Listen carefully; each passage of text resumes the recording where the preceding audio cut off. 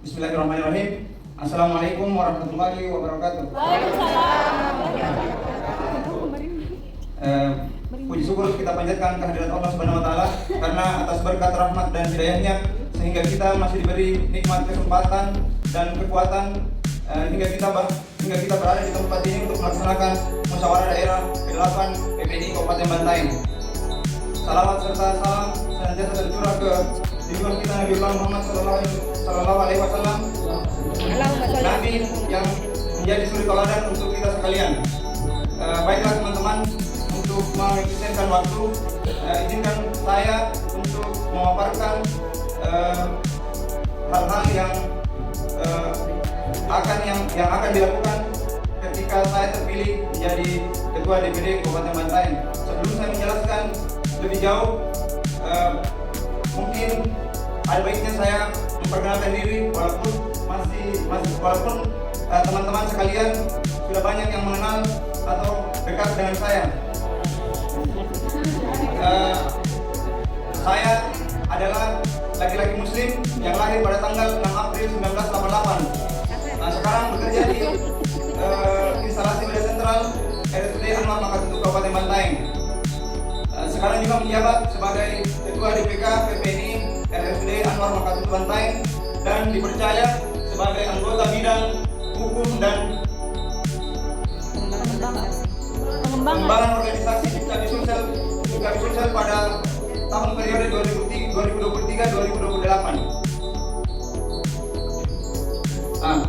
Mau dibawa kemana PPNI Kabupaten Bantaeng tahun 2023 tahun 2028? Tahun 2023 dan 2028 kita ingin membawa PPNI Kabupaten Bantaeng itu bertumbuh. Apa itu bertumbuh? Singkatan dari bertumbuh bukan cuma hanya sekedar memaknai bahwa bertumbuh itu kita harus lebih baik dari yang sekarang. Bertumbuh, mari bersama Tawakalur membangun biduk harapan. Jadi kita ingin menjadikan PPNI sebagai suatu hal yang memenuhi harapan teman-teman sekalian.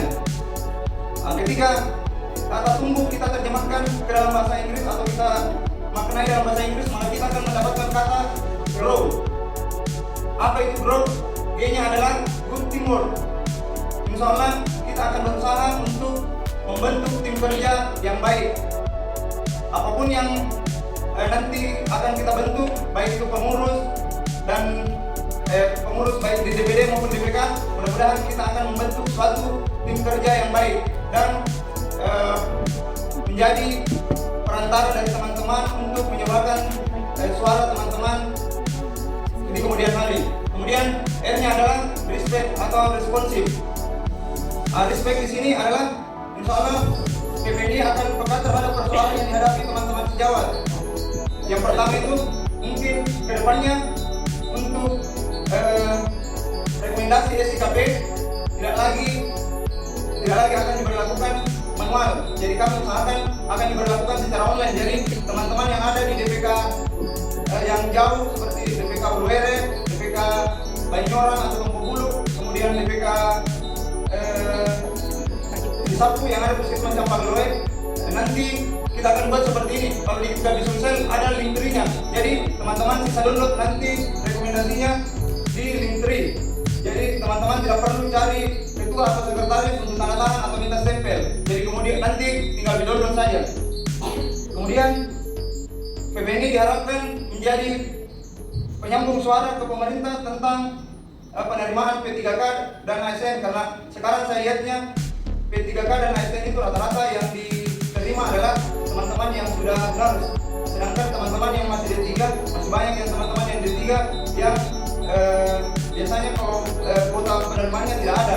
Jadi diharapkan mudah-mudahan kita bisa menjadi perantara bagaimana kedepannya ke pemerintah agar teman-teman yang di D3 juga diakomodir untuk diterima menjadi P3K atau ASN.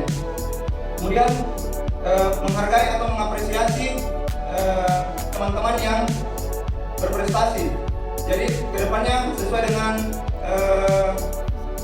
rencana kerja DPW Sulsel juga bahwasanya teman-teman yang nantinya akan terpilih menjadi perawat teladan mungkin akan ada penghargaannya, baik itu diikutkan pelatihan atau apa. Kemudian waktunya diperhatikan. ya. Kemudian untuk O-nya itu over the limit. Teman-teman tidak boleh merasa bahwasanya saya cukup seperti ini. Kita harus meningkatkan skill dan keilmuan teman-teman sejawat melalui pelatihan maupun seminar sesuai dengan kebutuhan teman-teman.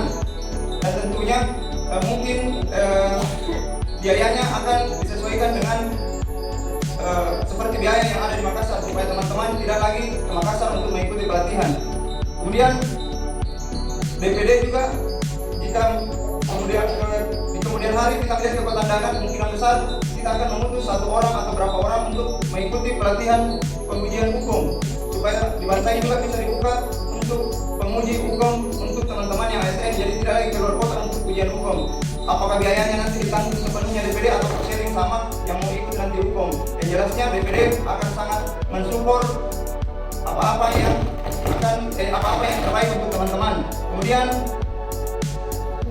untuk over the limit juga ini saya berharap nanti ada teman-teman di kabupaten di daerah-daerah yang jauh dari kota akan ada perawat-perawat yang seperti perawat luka. Jadi masyarakat yang ingin merawat luka tidak lagi ke kota untuk merawat lukanya. Jadi di puskesmas bisa dirawat lukanya karena sudah ada teman-teman yang berkompeten. Dan ini juga sesuai dengan rencana kerja atau program prioritas dari DPW.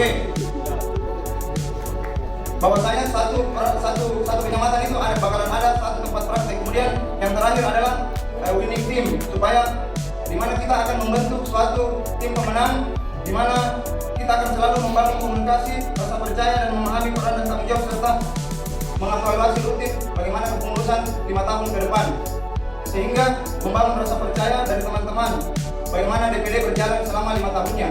Nah, mungkin itu yang dapat saya sampaikan. Ikan bawal, ikan martin, ikannya berenang di dalam papan. Jangan asal pilih pemimpin, pilih dengan hati dan nurani. Ya, sekali lagi mohon aplausnya untuk calon-calon.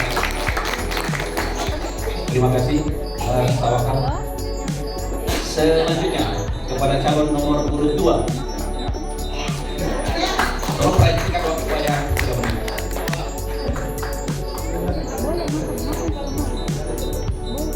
Bismillahirrahmanirrahim. Yang saya hormati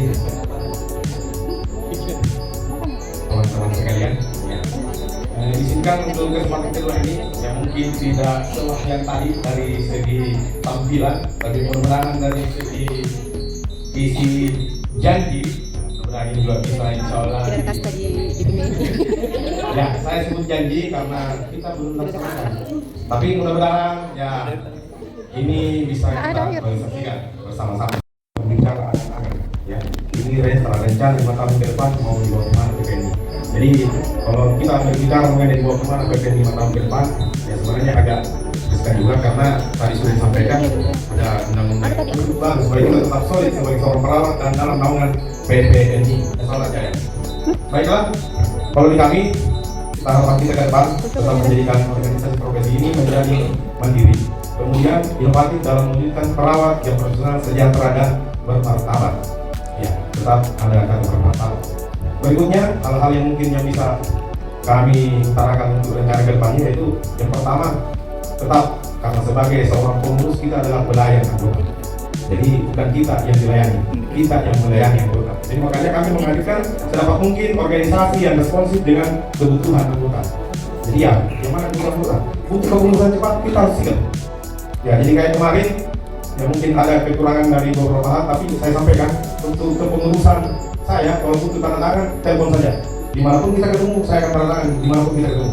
Itu yang mungkin bisa yang saya lakukan kemarin. Nah insya Allah kalau memang berlanjut tetap saya lanjutkan seperti itu. Mengenai online tadi, saya pikir ada bagusnya juga, cuma yang negatifnya ya kita tidak pernah ketemu dengan anggota kita. Jadi saya kalau di saya pribadi, kalau ketemu dengan anggota kita anggap itu silaturahmi, ada perkenalan dengan teman-teman yang ada di bawah. Kalau itu pendapat saya. Berikutnya, yang kedua adalah kami sadari pengurusan yang lama, yang baru-baru yang sudah yang memang jauh dari kata sempurna. Tapi dengan adanya ketidaksempurnaan ini menjadi pengalaman dan menjadi momen untuk kita memperbaikinya. Makanya untuk kedepannya kami berharap kalau sekiranya terpilih kembali, maka pada saat pelantikan kami akan menggandeng sebuah kegiatan menjadi sosialisasi atau semacam TOT manajemen organisasi. Karena ya perlu kita pahami semua bahwa teman-teman perawat berbicara mengenai organisasi, saya tidak bilang tidak tahu, tapi kita masih banyak yang belum paham. Yang mana itu ya kita belum paham apa itu organisasi. Di mana posisinya ketua, di mana posisinya wakil, di mana posisinya bendahara, di mana posisinya. Siap. Berikutnya, PPMI hadir dalam mengupayakan dan mengutamakan kepentingan anggota dalam pelaksanaan praktek yang aman, profesional, beretika, dan bermartabat selayaknya profesi sesungguhnya. Berikutnya, meningkatkan kesejahteraan perawat melalui penghargaan, kompetensi, status kerja, praktek mandiri, peluang kerja, serta advokasi perlindungan hukum. Jadi kenapa saya singgung ini? Karena ya baru kendali juga kan. Kemudian membantai pada awal-awal terpilih, kami langsung diharapkan dengan laporan ke Polda terkait dengan pertemuan ini. Tapi alhamdulillah ini sudah selesai. Hikmahnya adalah teman-teman dapat mengurus surat izin prakteknya dan alhamdulillah legal dan tidak akan diganggu lagi. Berikutnya, finalisasi program Satu Desa Satu Perawat. Jadi kemarin mungkin ada yang tanyakan sampai di mana progresnya. Jadi kalau saya dengar Makassar itu pernah ada ramperda perlindungan perawat, tapi ternyata sampai sekarang mentok diperbaiki, belum ada perbaikannya. Kami di Bantai insya Allah, kalau ini mau dilanjut, insya Allah kami tawarkan ini sudah ada rancangan perdanya. Ini tinggal diajukan ke bagian hukum, insya Allah mudah-mudahan bisa secepatnya kami laporkan ke Bapak Bupati. Jadi harapan kami Satu Desa Satu Perawat ini pernah digagas bersama teman-teman, kita ketemu dengan Ketua PSI, ada di Masri, kemudian tawarkan sendiri. Ya, ini kalau ini tetap kita kawal Satu Desa Satu Perawat. Kita ditantang sama Pak Bupati, satu dusun satu perawat. Tapi ya kita penuhi dulu Satu Desa Satu Perawat. Yang terakhir, peningkatan kapasitas perawat. Ya mungkin tadi hampir sama, cuma di sini kalau kami melalui pendidikan, seminar, workshop, dan pelatihan serta kegiatan-kegiatan lainnya. Mungkin cukup. Sekian dari kami, mohon maaf atas segala kekurangannya. Sekian, wassalamualaikum warahmatullahi wabarakatuh. Sekali lagi mohon aplausnya untuk